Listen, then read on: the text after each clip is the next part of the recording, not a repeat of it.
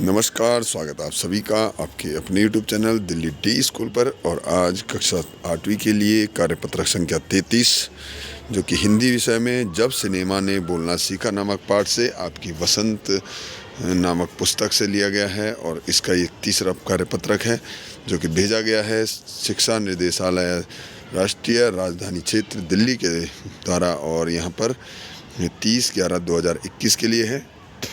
आइए देखते हैं इसमें क्या है। इससे पहले के कार्यपत्रकों में हमने देखा कि हमारे देश में भारत की जो पहली सवाक यानी कि बोलती हुई फिल्म कौन सी थी, और उसके जो निर्माता थे वे कौन थे, उसमें कौन वहाँ पर मुख्य भूमिका में जो मतलब एक्टर और एक्ट्रेस जिन्हें बोलते हैं हम, नायक और नायिका के रूप में कौन से थे, और कैसे नायक बनने के लिए किस तरह से उन्हें काम करना पड़ा। तो इसके बारे में हमने जाना, और आइए आज उससे आगे हम बढ़ते हैं।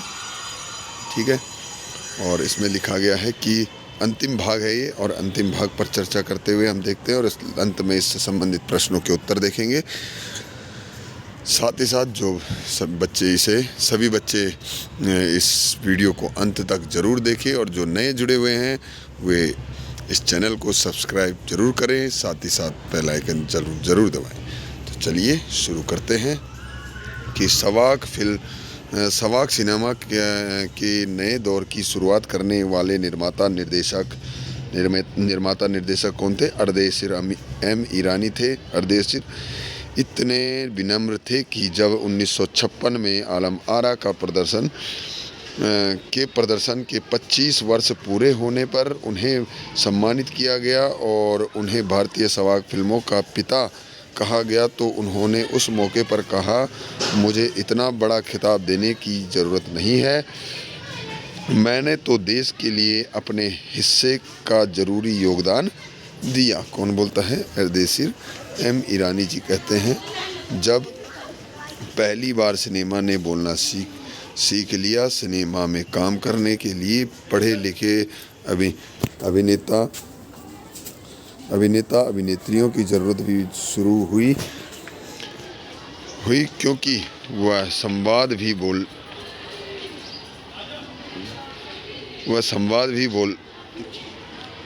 बोलते थे, सिर्फ अभिनय से काम नहीं चलने वाला था। मूक फिल्मों के दौर में तो पहलवान जैसे शरीर वाले, स्टंट करने वाले और उछल कूद करने वाले अभिनेताओं से काम चल जाया करता था।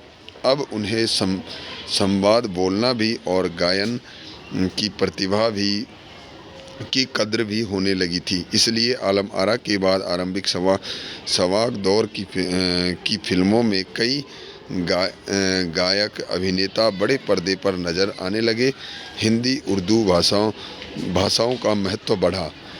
सिनेमा में देह और तकनीक की भाषा की जगह जन प्रचलित बोलचाल की भाषाओं का दाखिला हुआ। सिनेमा ज़्यादा देसी हुआ, एक तरह की नई आज़ादी थी, जिससे आगे चलकर हमारे दैनिक और सार्वजनिक जीवन का प्रतिबिंब फिल्मों में बेहतर होकर उभरने लगा।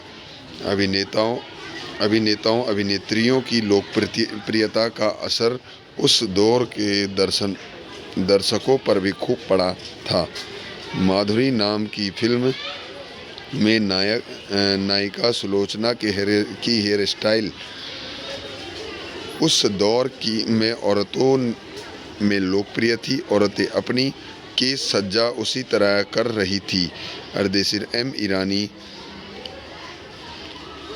अर्देशीर ईरानी की फिल्मों में भारतीय के अलावा ईरानी कलाकारों ने भी अभिनय किया था। स्वयं आलम आरा भारत के अलावा श्रीलंका, बर्मा और पश्चिम एशिया में पसंद की गई।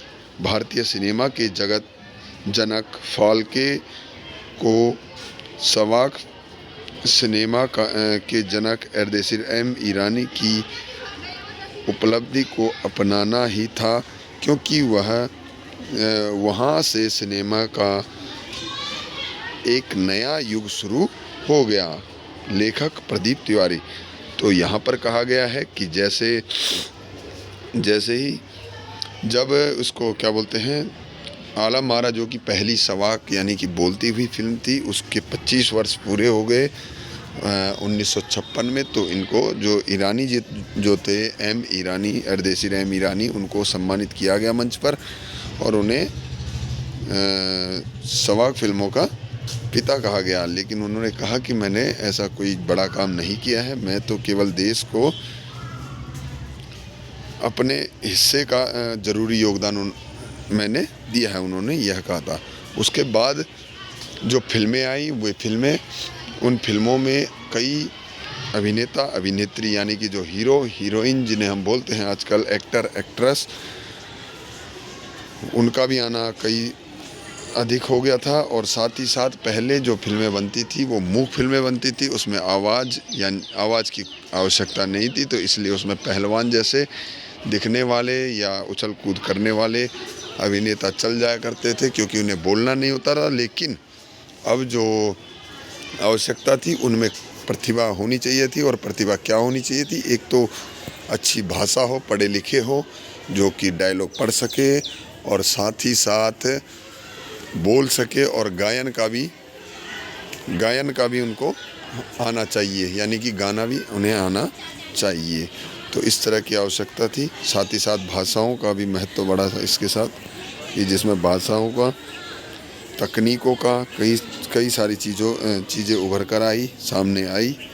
ठीक है। और साथ ही साथ जो वहाँ पर क्या थे उस समय, जो दर्शक थे, उन पर भी इनका काफ़ी प्रभाव पड़ा। वो कैसे पड़ा कि जैसे यहाँ पर कहा गया है कि माधुरी नाम की फिल्म है, उसमें एक नायिका थी, कौन थी? सुलोचना। उसका जो हेयर स्टाइल था वो औरतों में काफ़ी लोकप्रिय रहा, और औरतें जो थी उस समय की, वो उस तरह का हेयर स्टाइल करने लगी थी। तो ये सारे बदलाव वहाँ पर देखे गए। और यहाँ पर जो फाल्के जी थे, भारतीय सिनेमा के जनक जो थे दादा साहब फाल्के जी, उनको सवाक सिनेमा के जनक ईरानी की उपलब्धि को अपनाना ही था, क्योंकि क्या था, यह एक सिनेमा का नया युग था, इसलिए इसको अपनाना ज़रूरी हो गया था। तो उन्होंने भी इसको अपनाया। चलिए अब देखते हैं, इससे संबंधित कुछ प्रश्न हैं, उनको हम देखते हैं कि भारतीय सवाक फिल्मों के पिता किन्हें कहा गया था। तो इसका सही उत्तर होगा ऑप्शन का, अर्देशीर एम ईरानी। 2 है कि भारतीय सिनेमा का जनक किन्हें माना जाता है? भारतीय सिनेमा का जनक माना जाता है, यानी कि भारतीय सिनेमा का पिता वो है दादा साहब फाल्के। अगला, इस पाठ के लेखक लेखिका कौन है? तो लेखक है इसमें, लेखिका नहीं है, लेखक है प्रदीप तिवारी जी। अगला प्रश्न है, इस की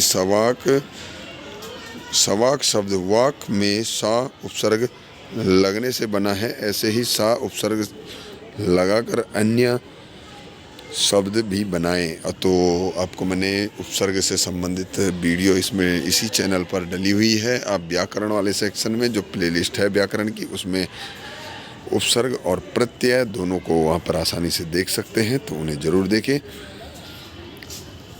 ठीक है। और आगे बढ़ते हैं इसमें कि मूक सिनेमा तथा सवाक सिनेमा में क्या अंतर है? तो मूक सिनेमा किसे कहा जाता है? जिसमें कोई आवाज़ नहीं रहती, कोई डायलॉग्स नहीं रहते, कोई बोलता नहीं है, केवल उछल कूद करते हैं। और जो सवाक है उसमें आवाज़ भी होती है। ठीक है। तो ये इनमें अंतर है, और एक एक अंतर आप स्वयं लिखें। साथ ही साथ एक गतिविधि दी है कि क्या आपने कभी मूक सिनेमा देखा है? यदि नहीं तो अपनी टीवी की आवाज़ बंद करके कोई भी सिनेमा देखे और उस सिनेमा की कहानी को पात्रों के अभिनय के माध्यम से समझने का प्रयास करें। तो क्या करना है, फिल्म देखनी है और उसमें टीवी चलानी है और उसमें उसकी आवाज़ क्या कर देनी है, म्यूट कर देनी है, बंद कर देनी है। तो फिर उसको समझने का आपको प्रयास करना है, तो वो मूक फिल्म हो जाएगी। आगे देखते हैं। अंत में महत्वपूर्ण सूचना आपके लिए कि कोविड-19 के विरुद्ध लड़ाई में सुरक्षित रहने के लिए मास्क ज़रूर पहने। तो प्यारे बच्चों, ये था आपका आज का कार्यपत्रक संख्या 33 हिंदी विषय में। उम्मीद है कि आप सभी को यह अच्छे से समझ में आ गया होगा। तो चलिए मिलते हैं अगली वीडियो में, तब तक के लिए नमस्कार, जय हिंद, जय भारत।